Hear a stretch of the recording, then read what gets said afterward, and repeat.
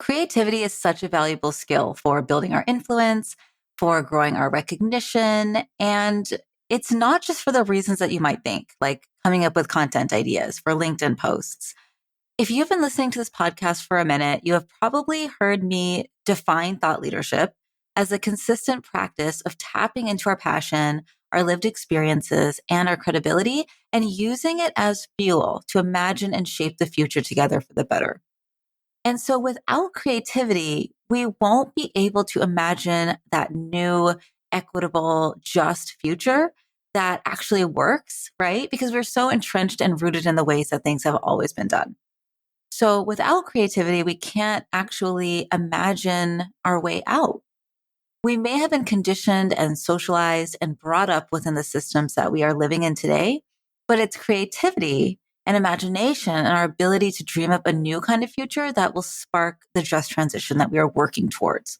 So if you work on a problem that you're deeply passionate about and it is like the crux of your social impact business, it's actually your creativity combined with your expertise and that recognition that you're working to build that will spark that ripple effect. So in this solo episode, I'm going to talk all about how to work out your creativity muscle and keep it strong for the unique change that you are working on calling in. So keep on listening. Hey, I'm Tanya Bhattacharya, and you are listening to the Campfire Circle podcast.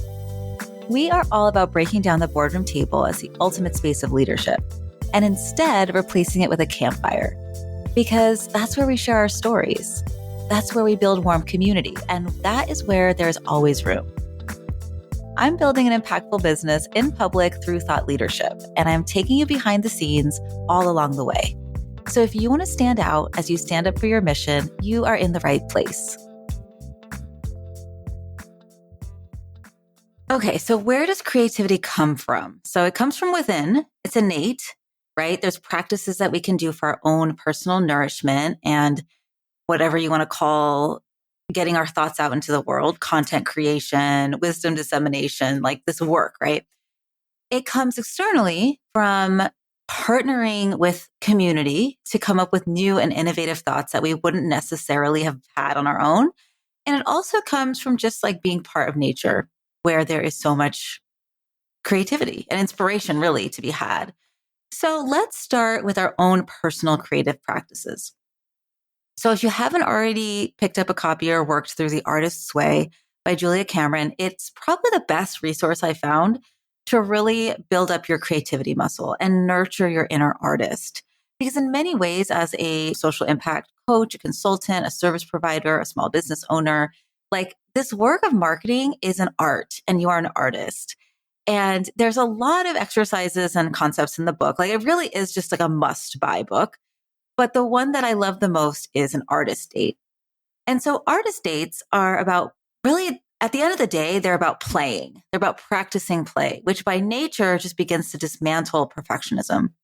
And so when you're playing and having fun and just like romancing yourself and just being delighted, it lets the connections in our brain that are meant to connect finally match up because they have the space to, And so artist dates are about giving into whimsy and letting our inner artists wander and filling up our well of inspiration. Because usually the best concepts and ideas that emerge from you are not going to be had at your computer screen. They're just not. I mean, maybe some will, but I want you to untether from your computer as much as possible, especially as we get into these beautiful summer months and just like play, ponder, whatever emerges will become those innovative ideas, the perspectives, the opinions that were simmering in your internal crock pot and they just haven't you just hadn't previously accessed them to be able to share. Maybe they've always been buried inside, but with artist dates, they're like a vehicle to let those thoughts, those swirling thoughts, have a better chance of becoming clear. So once I went to a botanical garden and I learned about a kind of tree called a walking palm. It's a tree that literally moves. It walks slowly, it moves its roots over years. but that's okay. It walks to get closer to water and nourishment.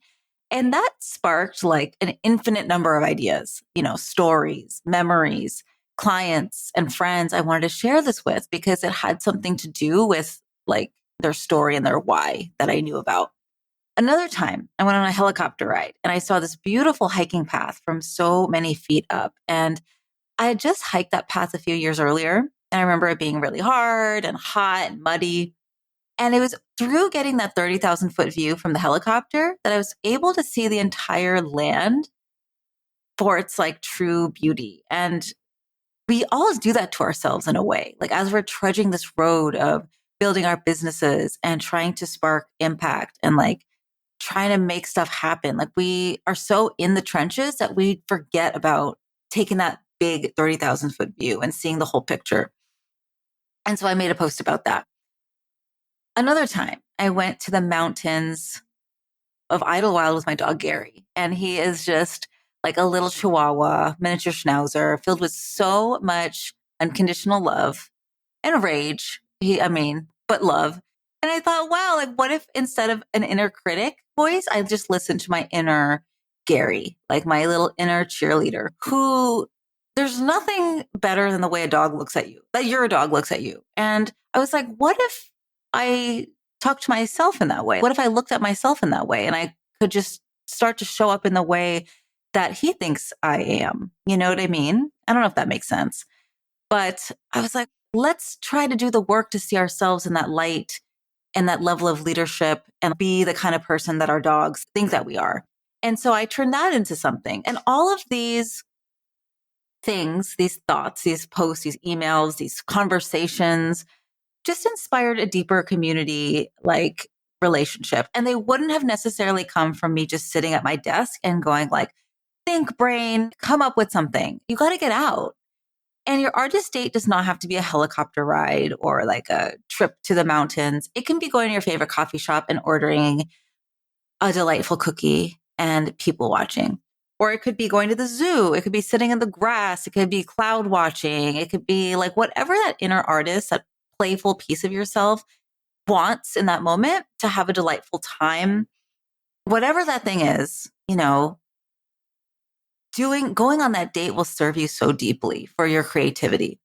And that spirit of play and whimsy can also help with this next piece or practice, which is the practice of falling in love with failure, actually starting to enjoy the failure, getting joy from it. And the reason for that is failure is such a tap for creativity, because if we're failing at something, we have probably stretched ourselves and taken a big risk to get there. So I am the eldest daughter of immigrants, and failure was once not I didn't think I had that option. But more recently, as I've grown my consulting business and just grown up a little bit more, I've really realized that failure is not what I thought it was. Like I used to think of failure as just permanent, shameful, embarrassing, like irreversible situation. But failure is just part of the process. And I say that with a little bit of cringe because everyone says that. It's like, so, it's just one of those things that everyone says. But at some point, like you do realize after enough failures, I think, and enough opportunities to do it safely and like in community that acts as a bubble wrap around you, you realize that nothing actually falls apart. And you realize like, oh, okay, now this is a part of my lived experience. And I have some insights out of this that I can share and help other people learn from this too. Because if I am struggling with this or I had this experience, there are definitely people a few steps behind me on this like treadmill or this journey that could probably learn from this experience too. And so if it's a systems failure, we learn to improve the system for the next time. And then our entire world grows exponentially because if we fix one piece of the system, like everything, it all gets stronger as a result. If we're trialing something that didn't work out, we get to tinker and take the magnifying glass and look and see what didn't work about it and how can we creatively do something new next time? Like, how do we go in the science lab and figure this out? And that unveils the pieces that we can strategically call the right people into our personal board of directors or campfire circle to help us out because maybe we know that they're a few steps ahead of us and they just went through something similar. Anthony Bourdain said that if you don't risk the bad meal, you'll never get the magical one. And so in our case, as, impactful social entrepreneurs, if you don't risk the potentially too ahead of its time offer, the too high of a shoot your shot pitch, the stretch goal that never was, like you'll never achieve the magical one. And even while I'm saying that, I am painfully aware of the reality that so often women of color and other underrecognized folks are not really allowed to fail in their jobs or their lives. And I have experienced and read about this mostly in terms of the nonprofit field, but I have to imagine that it's pretty across the board, although in each specific sector probably takes on its own flavor. But so often, like we aren't given the space or opportunity for the risk taking that's required that will actually create that new reality and imagine, a new future. So how do we account for that piece when it is in our history and maybe our current reality to not really have that like runway for failure? It's a hard one, but the most actionable thing that I can think to share here is to just actively foster a culture of appreciation. It may be starting in very small ways because, of course, there's a ripple effect of everything that we do. So maybe you can start meetings with clients or create a Slack channel in your group communities just for either wins or like, hey, we went for it. And encourage people to like really toot their horn and amplify their big stretches. Create a cheerleading community that acts as your bubble wrap of psychological safety. That's the best advice I can give you. If you have another thought, I would love to hear it. Yeah, because that's important. And then finally, moving on to more of a tactical piece, more of like a writing framework kind of a thing around creativity. I recently saw this YouTube video about how the writers of Succession, which arguably has some of the best writing, like of all time, of any show, it talked about how the writers work together to write an episode. And I'll stick that YouTube video in the show notes too. But essentially in the writer's room, there's a 3 meter by 3 meter panel with a list of characters and the season's arc. And they break down the season into episodes. In the video, if you watch it, you'll hear them say, like, yes, anything can happen in an episode, but only these things can happen within these parameters, within this framing, so that they can still land at the end of the story. So once you have the story mapped out, you can then go backwards and fill in the interior pieces. And so the way that I see this planning out in terms of a creative tool is in launch planning for a new campaign, for an offer, for a visibility project, a book, a new podcast, all those kinds of things. So I just launched the Thought Leadership Clarity course and I knew it was like different. Like it's a different kind of thing. Most online courses promise fast, now, like immediate results. And this is slow. Like this is not that. It's a deep dive because putting our why into words and building influence and recognition around it takes time. Like it just does. There's no way around it. And while others promise painless, easy, simple, like this work is not that. Maybe simple, but it's actually emotionally hard to begin the tender work of unearthing that inner chaperone and like uncovering its messages and its memories and get into right relation with that part of ourselves. But there's no way around it if we are committing to affecting a deeper systems level change as a result of our visibility and influence. But it's worth it because it unlocks a new reality for us and our community and it uncovers a new, more embodied way to lead. So all that being said, I knew that I had to create a like cohesive story in my lead up to this launch to make something that is arguably slow and emotionally hard, still deeply valuable and desirable to the people that I want to serve. And so I told the stories of shutting down my 6 month group coaching program, even though it created great results, and turning it into the self-paced course. I told the stories of brilliant people saying to me things like, I have nothing to say. I have nothing to write. Like blah. And just sharing how that's a direct effect of not having that foundational clarity in your brand message. I shared a multitude of these stories, about 20 of them actually, to my audience before I even launched. And it was only through having a clear endpoint in mind that I wanted to bring people along the journey to their through, I was able to work backwards and come up with dozens of stories. And it's ironic, maybe, but when you can write about absolutely anything, it becomes harder to come up with content, I think. But when you know where you're going and you can create a story around like how we can get there together, at least for me, it is just so much easier to be creative and let these ideas be channeled from wherever they come from. So if you want to hear some of those stories, read some of those stories, access the first episode of the course for free, you can check out the link in the show notes for that as well. So let's move now into two communal practices. So we've talked so far about things that you can do on your own to boost creativity, from artist dates to storyboarding your content. But community also bolsters your creativity in a really cool way. So I was a student inside the Op-Ed Project, which is such a great program, by the way. And something I will never forget from that program is the concept of you want your ideas to have sex. And that happens as you share your ideas with other people and let those ideas kind of like reproduce and pollinate with each other and like proliferate. The ideas come together and become a new thing altogether. So having deep conversation with people in your community who are practice guides and experts in their own thing, who then reflect back new insights back into your key brand messages, into your ideas, into your perspectives, that is a really great way to have a creative moment that is like a 2 + 2 = 5 moment. Moments of being like, oh my gosh, I never would have thought about it that way, right? And yeah, like mind-blowing moments. Another way to let creativity take hold in community is to address a piece of thought leadership content directly towards a loved one who belongs to the audience that you support. You may have heard this before, but it is really tempting to want to speak to everyone. But when you try to do that, you end up speaking to nobody because nobody can really pick up on that message. It's too broad. And so instead, address all of your comms to that one person, almost like your content and the ways that you show up in the world are a love letter to that person.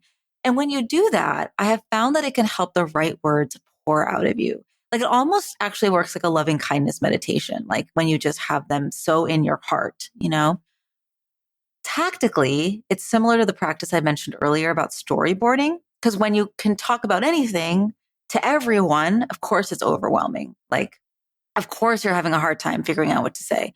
But when you're crystal clear on your person and their specific expression of the problem that you solve, all the ideas emerge. Like you just become a faucet of ideas.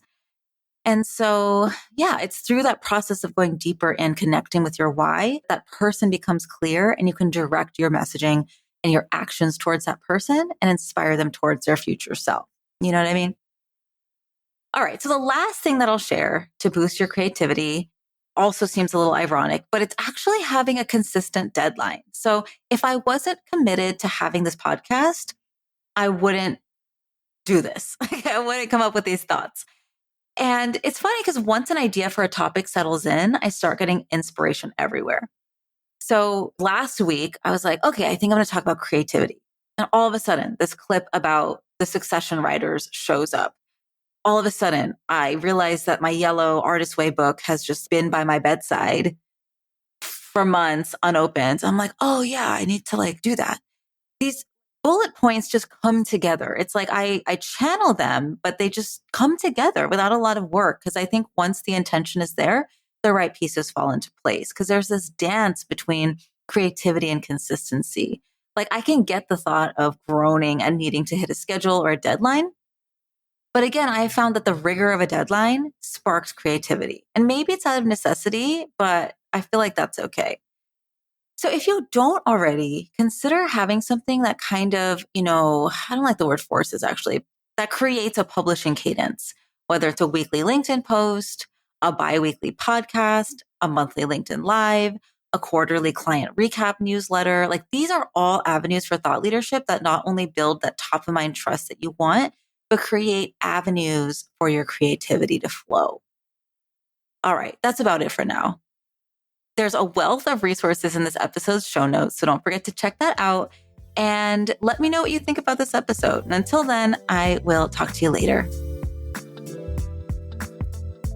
Okay, so you've heard from us. Now I want to hear from you. Leaving a review helps us so much in growing our reach and supporting more folks with this podcast. And even better, I would love for you to send me a note on LinkedIn with your takeaways from this episode. I cherish and respond to every message, so I can't wait to hear from you. And if you want to go even deeper, check out the show notes to take your next step.